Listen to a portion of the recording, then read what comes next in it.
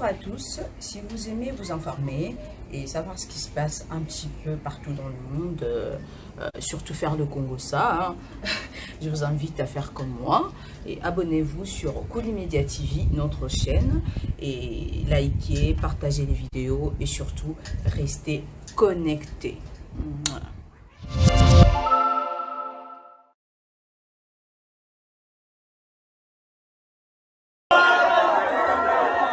Boza komona bino nyonso oyo toza kolakisa bino lelo na Koulimedia TV ezali arrivé ya président honoraire na kati ya Lubumbashi Joseph Kabila Kabange.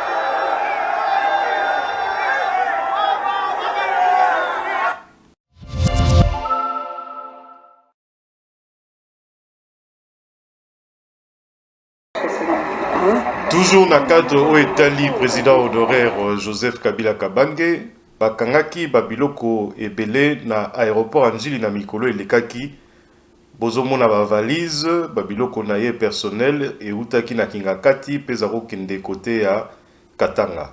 Bunduki oyo omoni ya ye biloko na ye plus ba document ebele na ba oyo italaki ba code minier, révisitation nango. Oyo ba code minier oyo basinyaki na 2008 ba masasi pe bazwaki na kati ya munduki wana.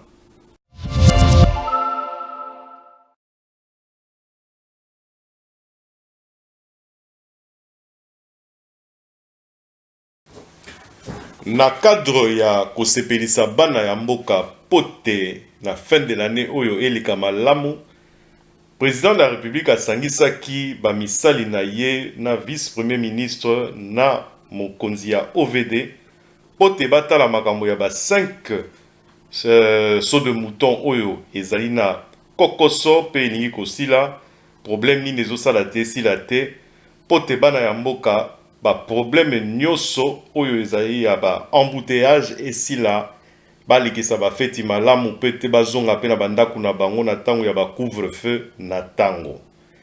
Voilà à peu près vendredi outi koleka ndenge président de la République alobaki na ba misali nyonso wana babakisa mwa mayele pe bakende mwa lombango pote bana ya mboka bango nyonso bazala ya kosepela ba feti pe leka malamu kisasa pe ezala ya propre na niveau ya baso de mouton.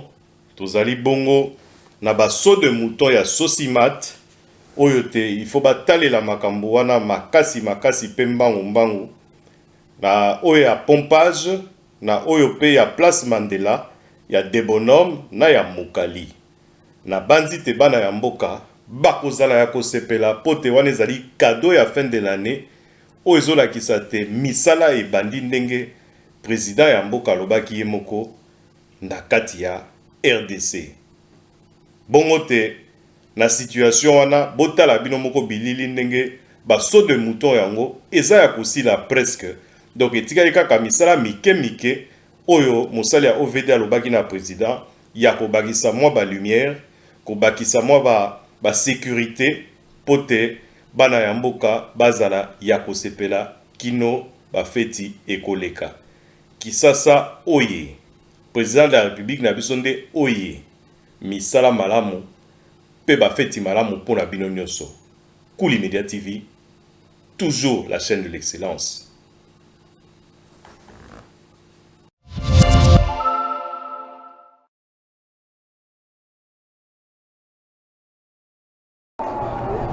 Na mobembo na ye ya mboka Maroc na ville ya Casablanca, Marie Tumbanzeza, ministre na biso ya affaires étrangères, arandaki visite moko ya courtoisie na mama Bobila Dawa, la veuve du maréchal Mobutu Sese Seko oyo avandaka depuis liwa ya mobali na ye na mboka ya Casablanca na Maroc.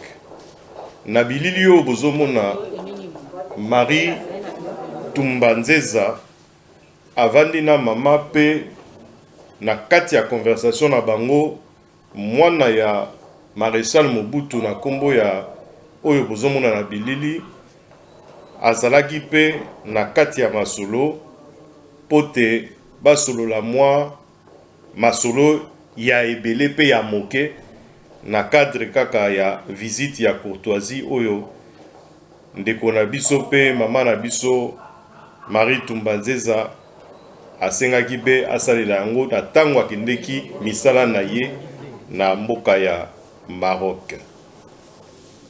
Ngawa Ali Mobutu kombo yango wana ya mwana ya Kondo Maréchal avandaki na bango elongo pe assistaki na conversation na bango nyonso, entretien na bango nyonso ye wana bozomona na elamba ya motane ti na suka ya masolo ti mama na biso Nzeza azongaki pe azwaki ya ye nzela ya kozonga na misala na ye.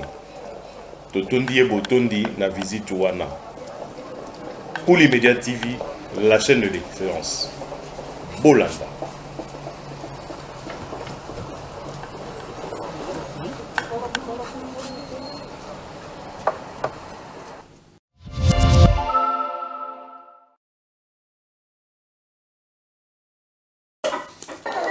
Bana ya Mbinza, bana ya Ngaliema.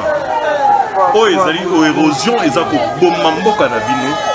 Toza komona na bilili ke sima nyonso ya Mbinza oyo ya tango Mobutu kotaba sima banzuzi na sima pe ya basiala ezali ko continuer ko kende bandaku nyonso etikalaki kote wana ekei na mbula oyo ya suka ekweyaki na kati ya quartier ya Mbinza Ipen.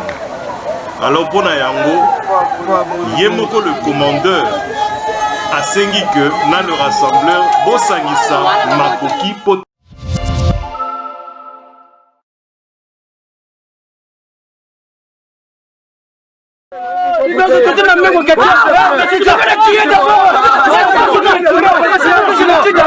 La scène se déroule à quelques kilomètres de Mayeye, non loin de Sibiti, dans le département de la Lékoumou. Un jeune villageois d'une trentaine d'années, enterré vivant, comme le montrent ces images, devant ce monde enthousiasmé voyant ce spectacle dramatique. En effet, le jeune enterré vivant sous ce cercueil de son père aurait sacrifié 9 membres de sa famille afin de devenir un expert en traitement traditionnel de Mopandi. L'accord conclu avec un marabout s'est arrêté net lorsque le village s'est rendu compte que le marabout lui avait demandé 10 personnes de sa famille. Malheureusement, 9 des 10 personnes sollicitées pour le sacrifice auraient été son père. Les villageois informés de ce pacte mystique ont décidé de le sacrifier lui-même en guise de la 10e personne qui restait. L'auteur de ce pacte dramatique a été donc enterré vivant le jour même des obsèques de son père et dans le même caveau. Une sorte de justice populaire. Bonjour à tous, si vous aimez vous informer et savoir ce qui se passe un petit peu partout dans le monde, surtout faire le Congo ça, je vous invite à faire comme moi et abonnez-vous sur Kuli Media TV, notre chaîne, et likez, partagez les vidéos et surtout restez connectés. Voilà.